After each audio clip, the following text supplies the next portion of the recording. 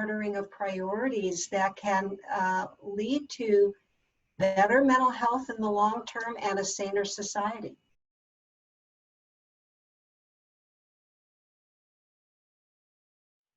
Hello, Bob and Jennifer. Thank you so much for joining us today.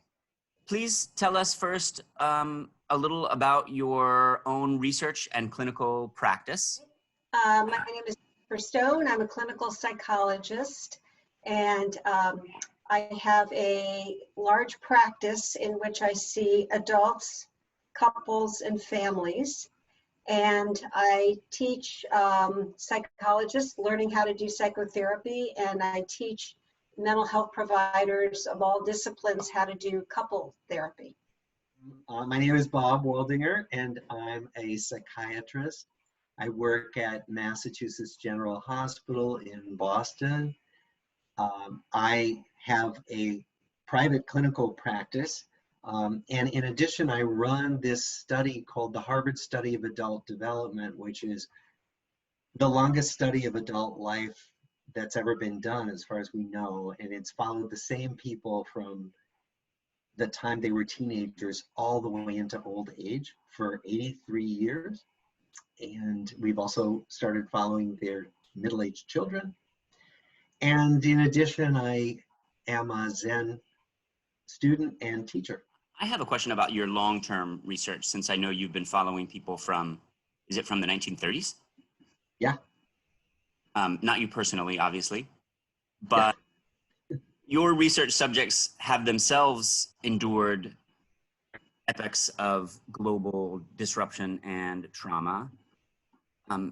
What have you learned about how to cope during periods of mass crisis? We learned a lot, particularly from World War II veterans. About half of the men were of the age where they went to war as soon as they finished college, and many saw combat, and they all came back. And when they were asked what got you through, they all talked about relationships with fellow soldiers, relationships with family back home, with friends. So the most common factor that everybody mentioned was relationships. One of the other interesting things we've found is that nobody felt like a hero. We're calling people heroes now, but nobody felt that way. Nobody set out to be a hero, and nobody believed that being a hero described what they did. They would often say, I was just doing my job. I was just here to protect my friends. You know, another parallel in a completely different way with World War II is the fact that people must have experienced a lot of fear, but fear that was in some ways justified. There was real danger, kind of global political danger, and if they were in the armed forces, danger to themselves personally. I wonder about how to differentiate between legitimate fears and anxiety in a time like this. I find that over the last couple of months, I've had a lot of conversations with people in my practice about exactly that subject. What are real threats and dangers, and what are rational responses to those, and what are kind of exaggerated anxieties that come from your own personal subjective experience. And I have to say, these have been very productive, fascinating conversations that often highlight and illuminate what is personal and what is real. And that can be very grounding for people who have struggled with anxiety for a long time. And some people who've been really anxious people are feeling much more grounded and centered because they know where the threat is. And there are certain things they can do and other things they can't do. It's very illuminating. Sometimes just checking out your fears with other people can help you put them in perspective, where people can help you remind you, yeah, that's really what's going on out there, and we're all worried about that. And people can also help you see where the fear might come from your own particular individual worries. On a big social scale, The data is not yet in, we don't know, but some mental health professionals are worried that both the disease and the anxiety surrounding it, and especially the lockdown and the isolation and the economic crisis, might unleash a mental health epidemic. There's some preliminary survey data that suggests that might be the case. What's your thought and the view you have already, both the long-term research and your clinical experience, about whether or not you think this really is going to cause serious disruptions in large numbers of people and their mental health? I think inevitably it will. Anytime you have massive unexpected illness and death, anytime you have a major economic downturn and all of the social disruption that comes from job loss, unemployment, and poverty and food insecurity, etc., it affects people's mental health.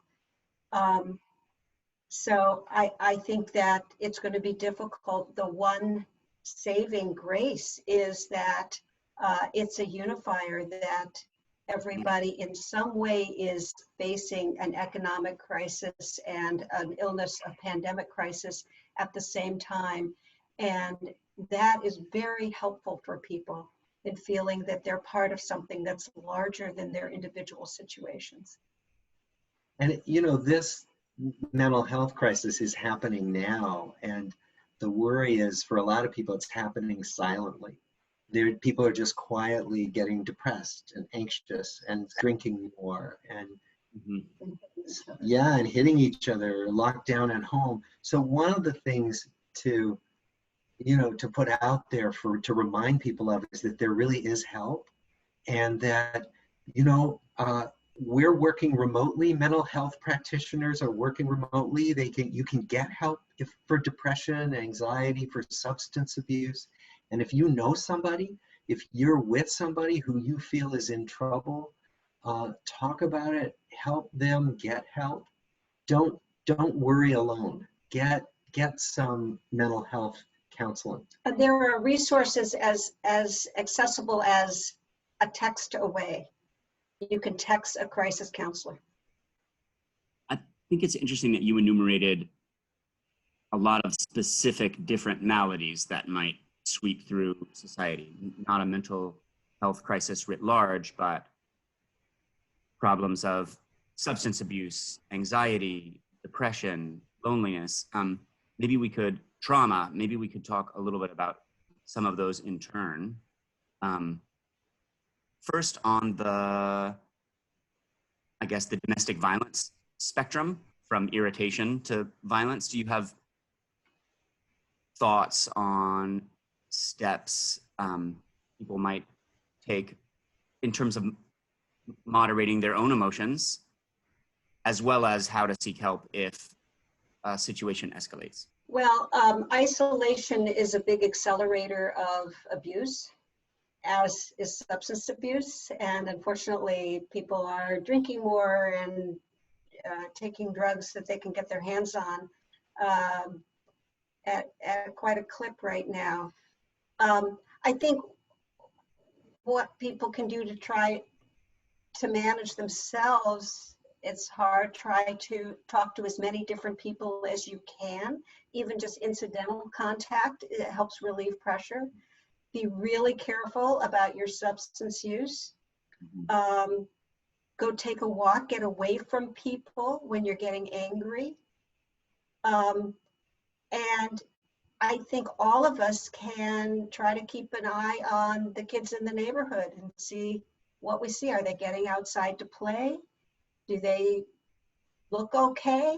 Do they look scared? Do they look bruised? Keep our eyes open. We can still watch out for each other. There's a paradoxical element to this shutdown in that some people are confined with a lot of people. They have loss of privacy and irritation, and others are confined alone. What about people who find themselves on the other side, that they're cut off from the world, cut off from social contact? Ways those people who are feeling lonely and might be worried about slipping into depression, steps they might take. It's an interesting point you make, Robert, that it's like our lives have suddenly been frozen in place. And in some ways, we may be frozen too closely to other people. And in some ways, we're frozen too far apart from other people. And for some of us, it's both. We've got some people we're on top of, we never expected to be. And then we have people in our lives who we're used to being able to see and we can't. So all of that, right? And your question was about, what do the people who live alone, who are too alone, do? And I think it's hard when you're alone because you can feel like, well, everybody else is okay and everybody else is with other people and I'm the only one who's by myself. And first thing to know is that that's not true, that 1 in 4 Americans lives alone. And then to get yourself to reach out. One of the things that is happening a lot now is that people are reaching out to each other and people are thrilled to be reached out to. So people are reaching out in new ways. So if you have access to the internet,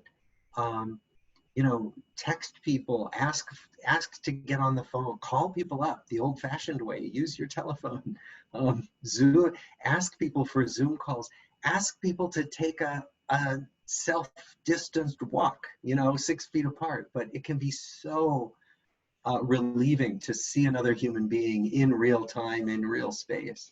So all of those things are things that I think we would urge people to initiate if you're feeling too alone, if you can. And if you're feeling too alone and you're not the person who reaches out very easily, then we urge the rest of us to reach out to you, right? To reach out to those people who you worry are alone and are not likely to tell anybody. There's all of the feelings that the virus provokes. But following the virus is the fastest economic downturn since the Great Depression. What does the evidence show us about job loss and impoverishment and their effects on mental well-being? It's not good, Robert. So I can tell you something. Sorry, I don't mean to be facetious, but it's such a bleak picture. And so one of the things I can say is they've done some studies of what happens to marriages in times of economic downturns, and divorce rates go up. When unemployment is higher, relationships suffer. There's more domestic violence. There's more mental illness. So the economic downturn is having its own difficult effects on our mental health, separate from all the anxiety about illness. We've been through world wars and pandemics before, other major social disruptions. And when there is this kind of massive stress, people's mental health and relationships are under more pressure and they don't do as well. So it's much harder. Searching for a moment for a silver lining. I know there's also research that shows correlation between mental well-being and income, but it's not strictly linear, right? That if people are fairly comfortable and see a modest decline of income, maybe we wouldn't expect the same sort of negative effects as someone who really slips into poverty and can't meet their basic needs. Yeah, it's, what they find is that you need to have your basic needs met, right? You need food and clothing and access to healthcare and housing, and you need some sense of safety and security. Often it's through your relationships, and that once you have those are the essentials, and that then you can, then your happiness levels don't go up that much when you have more money. But getting those things requires money, it requires resources. Right. So we all need some of that. But I would say in terms of silver linings, which we're all desperately eager for, maybe people will have an experience of stripping down a lot of extras from their lives, getting down to essentials, Do I have stable food supply? Being aware of people who don't. Are my loved ones safe and healthy? These essentials, and maybe there will be a kind of reordering of priorities that can lead to better mental health in the long term and a saner society. Yeah. Wouldn't that be nice? In conducting my own informal mental health self-assessment, I kind of realized that I think I'm happier somehow than I was in February. I've been trying to redirect a lot of my work to the COVID crisis and have been able to direct a lot of attention to my kids and relationships. I wonder if I'm a freak or if there might be other people also who find themselves unexpectedly thriving in the pandemic.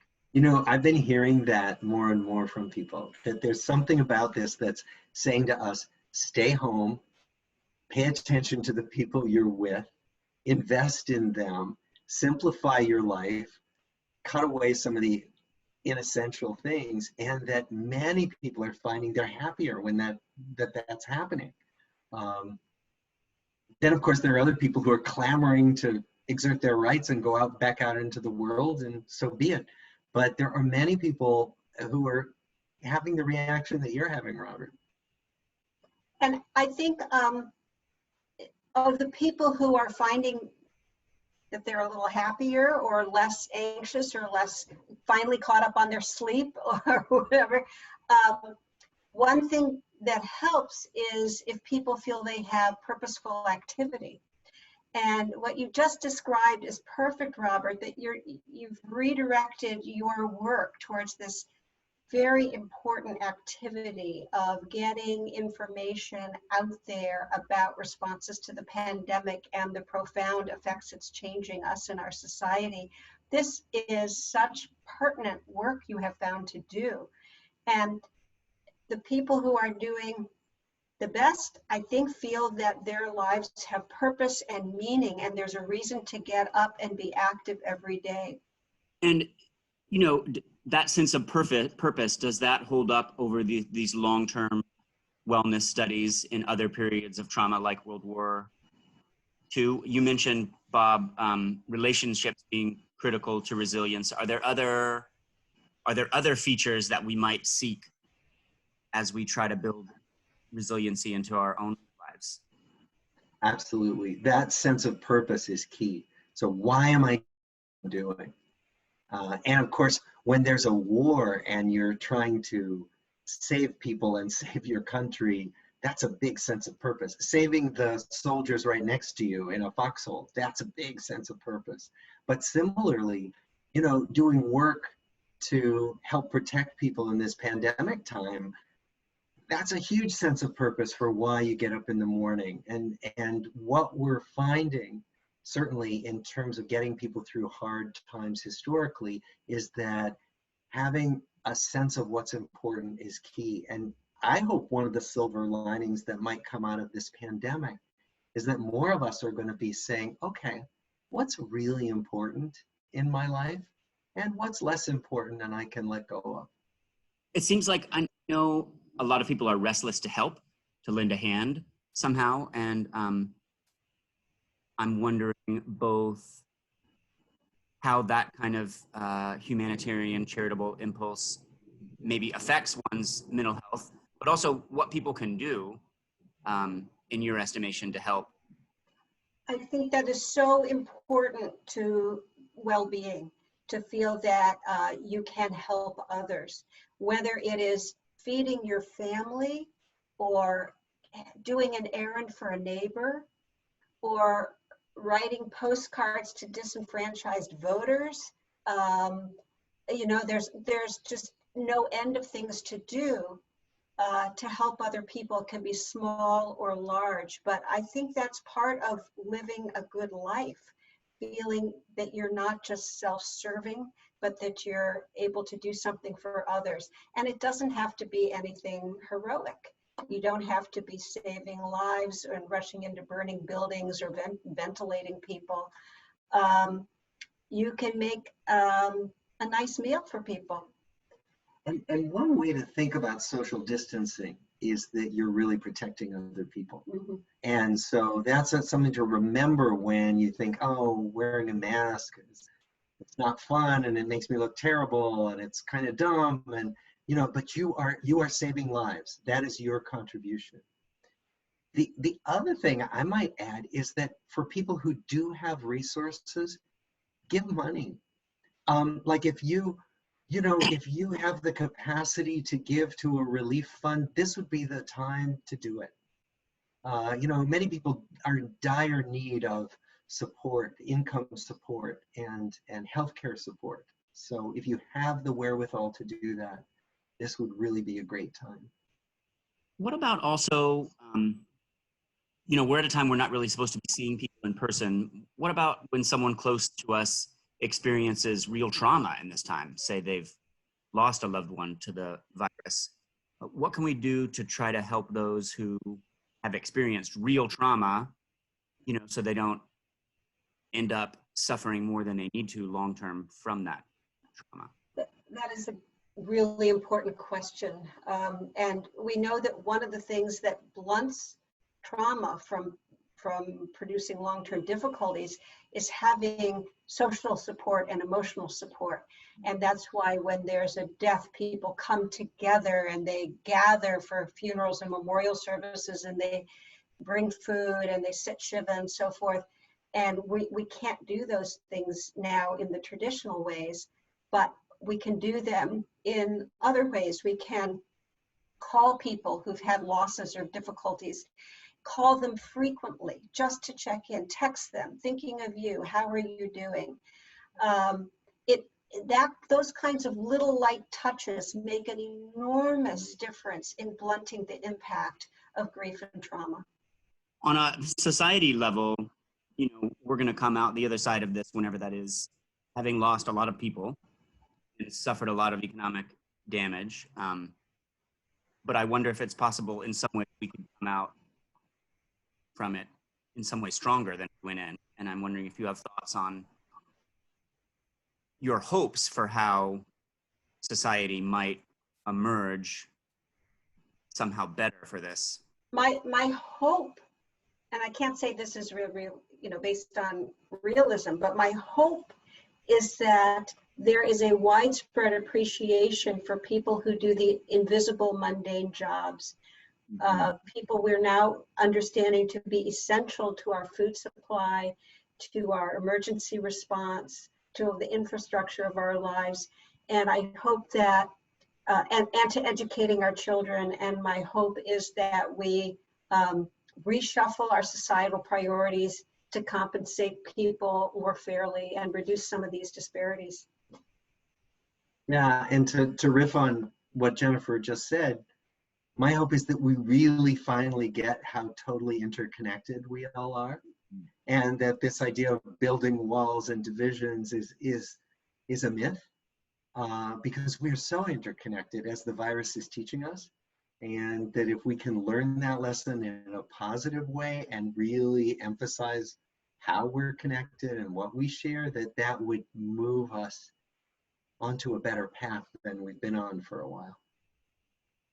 That is a lovely concluding note. So thank you very much for joining us today. Thank you, Robert. What a pleasure to Yeah. talk with you. Take care and be well. You too.